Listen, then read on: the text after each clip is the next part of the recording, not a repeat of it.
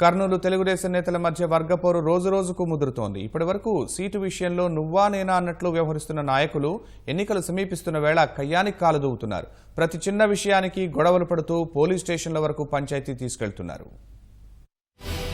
Kurnool assembly seat కోసం ఆ ప్రాంత తెలుగుదేశం నేతల మధ్య తీవ్ర పోటీ నెలకొంది.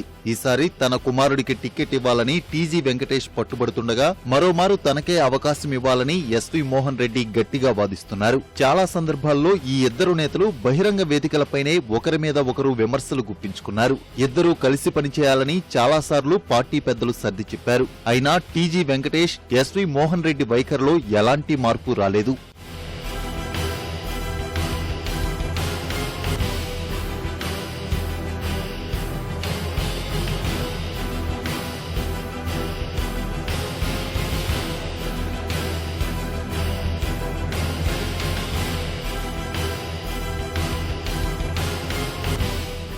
రెండు రోజుల క్రితం జరిగిన సంఘటన పార్టీకి మరోమారు తలనొప్పిగా మారింది. కర్నూలు శివారులోని జగన్నాథగట్టు సమీపంలో ప్రభుత్వం ఎన్టీఆర్ గృహాలను నిర్మించింది. వీటి ప్రారంభోత్సవానికి ఎంపీలు టీజీ వెంకటేష్, బొట్టా రేణుక, ఎమ్మెల్యే ఎస్వి మోహన్ రెడ్డి హాజరయ్యారు. ఈ సందర్భంగా టీజీ కుమారుడు భరత్ లబ్ధిదారులకు స్వాగతం పలుకుతూ ఫ్లెక్సీలు ఏర్పాటు చేశారు. వాటిని చూసిన మోహన్ రెడ్డి అనుచరులు తీవ్ర ఆగ్రహానికి గురయ్యారు. సభ ప్రారంభానికి ముందే ఫ్లెక్సీలను చించేశారు. ఈ వ్యవహారమంతా పోలీసులు చూస్తుండగానే జరిగిపోయింది. పోలీసులు మోహన్ రెడ్డి అనుచరులను అరెస్టు చేసి 5గురిపై కేసులు నమోదు చేశారు.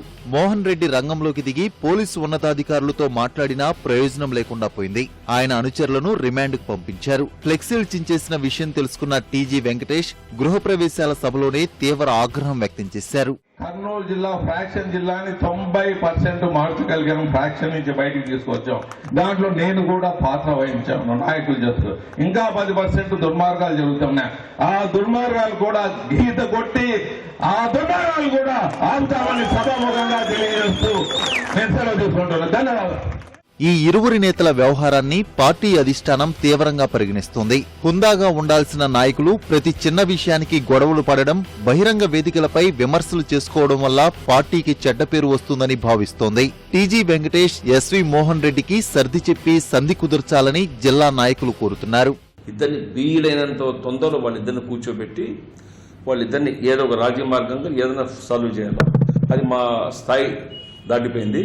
ఇప్పుడు చిన్న చిన్న సమస్యలు ఇది ఇవన్నీ కాకూడదు, ఇవన్నీ ఇబ్బంది పడకూడదనే సార్ నేను ఇమ్మీడియట్గా సీఎం గారికి ఎక్కువ పెరిగి మళ్ళీ గలాటలయ్యే పరిస్థితి తెచ్చుకోకుండా తొందరగా తెచ్చితే ఈ సాల్వ్ చేస్తే అందరికీ బాగుంటుందని నేను చెప్పడం జరిగింది. ఆ రోజు మరి సీఎం గారు డెసిషన్ తీసుకుంటారు. సీఎం గారి డెసిషన్ అందరి శిరోధార్యం. ఆయన ఎవరు చెప్పినా అందరూ కూడా గెలిచే అభ్యర్థే కావాలంటారు ప్రతి ఒక్కరు. కాబట్టి సార్ ఏ విధంగా నిర్ణయం తీసుకుని ఆ నిర్ణయం కట్టుబడతాం అందరం. త్వరలో శాసనసభ ఎన్నికలు జరగనున్న నేపథ్యంలో ఎస్వి, టీజీ కలిసి పనిచేస్తే తెలుగుదేశం తిరుగులేని మెజారిటీతో గెలిచే అవకాశముందని ఆ పార్టీ నేతలు చెబుతున్నారు. చీటికి మాటికి గొడవలు పడుతుంటే పార్టీకి నష్టం తప్పదని అంటున్నారు.